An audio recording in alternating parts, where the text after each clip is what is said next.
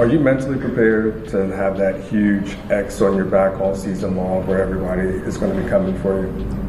I mean, I think that's all of us at Texas, and I think we kind of try to shift the narrative. We're going for everyone else. Target's not on our back. We got a red dot on everyone else. DNA and which the way they treat certain quarterbacks depending on who it is, and they give them grace. They give them grace all the time, and this happens all the time. He's gonna be straight. All the Sanders are gonna be straight, with or without football. You better believe that. You better believe that.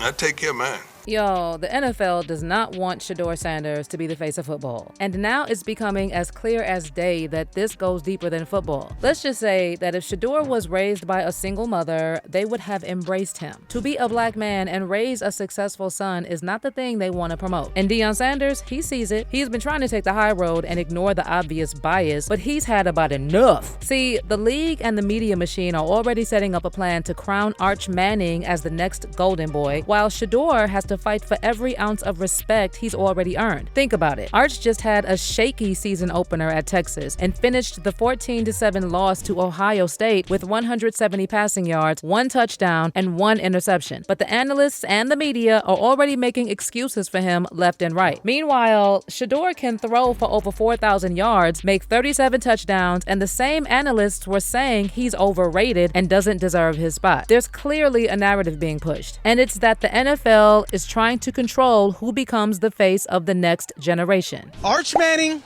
Shedeur Sanders. Is it a double standard in the media by the way that they treat them? Hell yeah, one black, one is white. And here's why this runs so deep. This isn't just about Shedeur versus Arch. It's about 2 dynasties. The Mannings are football royalty. Archie, Peyton, Eli, the family is everywhere. Peyton's on TV every week. Eli's got his own show, and sponsors love them. They're the definition of safe, all-American, and marketable. Now, compare that to the Sanders family. Deion, primetime Sanders, flashy, confident, disruptive. He's not just a coach. He's a cultural force. Not allow my confidence to offend your insecurity, because I dress like I dress because I'm confident. I look like I look because he's confident. We walk like we walk because we're confident. I don't even use cologne. Now, somebody asked me, what is that you're wearing? I say, confidence. And Shedeur, same energy. Rolex on the wrist, confidence, unapologetic about being the best. GOAT NFL team. Whoever picks me. GOAT athlete. Shedeur Sanders. GOAT musician. Deion Sanders Jr. GOAT actor. Deion Sanders. GOAT TV show. Coach Prime. Give us your best SI cover pose. Yeah. Also, isn't it funny how it was totally fine for Archie Manning to fight for his son Eli, but it's a problem and somehow disrespectful for Deion to fight for Shedeur? That's exactly why the NFL and the media machine feel threatened, because if Shedeur becomes the face of the league, it changes the whole image of what a quarterback is supposed to look like. Because let's not forget, there is not one 100% black-owned NFL team out of 32 NFL franchises. All 32 franchises are owned or majority controlled by white billionaires and family dynasties. There are a few minority stake owners who are black, but none with majority control. But let's get into this Arch Manning situation. Here are the stats. Arch had 17 completions on 30 attempts, about 170 yards, 1 touchdown, 1 interception on his debut. Texas scores 7 points in a loss to Ohio State. That's average at best. But when you turned on ESPN the next morning, all you heard were excuses, and all the analysts jumped to defend him. Longhorns coach Steve Sarkisian also defended Arch and said it's not his fault that the expectations were out of control on the outside. Even Tom Brady felt he had to defend Arch, and he told Pro Football Focus that Arch did well and that there was simply too much pressure on him from fans on social media and football analysts. You know, a lot of these guys they're so young, and they don't, with social media and Twitter and I mean, you can, make someone look so great and you can tear them down so quick. And before, it used to be, you have to wait till the paper comes out the next day to make a real evaluation. But in the digital era, it happens in 5 seconds. Even though he didn't have his best game today and they lost, if he uses this to his advantage, Arch, he's going to be tougher for it. Meanwhile, Dan Orlovsky blamed the coaches for Arch's shaky debut, and he wrote this on X. Imagine having a generational talent at QB and having the training wheels on all game. You really can't make this up. They are trying to crown Arch, and he hasn't done anything. He's literally played 3 games. How do people know he's a generational talent already? Also, last week, it was Shedeur's fault, but this week, it's on the coaches. Now let's look at Shedeur's stats last season at Colorado. Over 4,000 yards passing, 37 touchdowns, multiple comeback wins, and he turned a program that won just 1 game the year before into a national headline every week. And remember, he did all that behind one of the worst offensive lines in college football. Dude was getting sacked 5-6 times a game and still delivering dimes. So what did the media say to that? Oh, let's see him do it against real competition. He's not ready for the NFL. Stats don't matter if he's not winning in the Pac-12. The mainstream media was literally pushing stories supposedly from NFL insiders claiming that Shedeur is the most overhyped player in history. Well, a lot of people are seeing exactly what's happening here. Shannon Sharpen Ocho called it out and said point blank that Arch gets a pass for struggling while Shedeur gets criticized even when he's dominating. DNA and which the way they treat certain quarterbacks depending on who it is, and they give him grace. They give him grace all the time, and this happens all the time. It does. And some people will turn a blind eye to it and say, oh, that's not true. They'll come up with some damn conspiracy theory when it's like right there, it's right there in your face. Right. In your face. What are you talking about?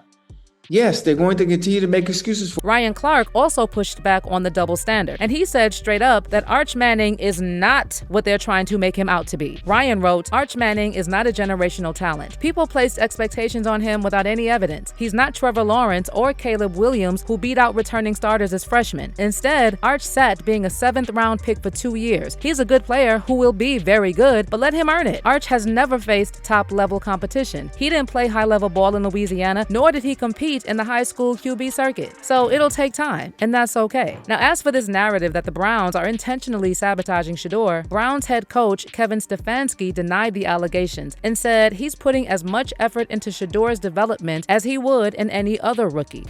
Can you address this sort of persistent narrative that you're trying to sabotage Shedeur Sanders, especially after yesterday and not putting him in for the 2-minute? Yeah, obviously, I don't concern myself with outside type of things, but I'm committed to his development, just like all of our rookies. So we'll continue to focus on getting our guys better. And that's what we'll stay committed to, and that's what's important to me. Now, as for Deion's reaction, he said he's not concerned whether the league is sabotaging his sons, because either way, he's already set them up for success, and they'll be fine with or without the NFL. I'm proud of my kids, all of them. And I prepared my kids for any and everything that could possibly happen in life and in sports. That's part of fathering, that's part of parenting, that's part of having a relationship. Be straight. All the Sanders are gonna be straight, with or without football. You better believe that. You better believe that. I take care of mine, and I've always have, and y'all know what I mean.